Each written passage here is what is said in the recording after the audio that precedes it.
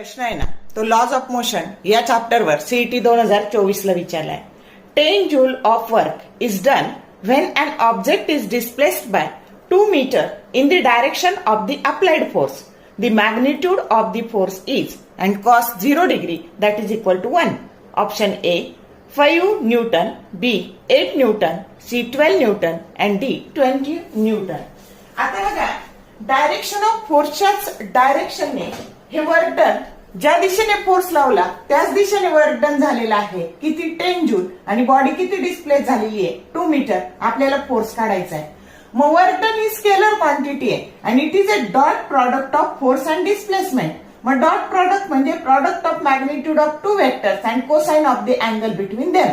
मग आपल्याला फोर्स काढायचा आहे. मग एफ बरोबर W divided by D cos of theta. पण कॉस 0 आहे आणि कॉस 0 ची किंमत 1 दिलेली आहे. मग W 10 divided by 2 that is 5 Newton. Correct option A आहे. एवढं सिंपल सोडवायचं आहे. तर इतके सोपे प्रश्न सीईटी ला पडतात. फक्त आपल्याला माहित पाहिजे प्रश्नांचं स्वरूप. आणि इथे किमती पण बघा ना किती पटकन कॅन्सल होणाऱ्या असतात. मग शॉर्ट व्हिडिओ आवडले लाईक करा, शेअर करा, कमेंट करा. For more useful tips and tricks keep watching wings of physics. Thank you very much.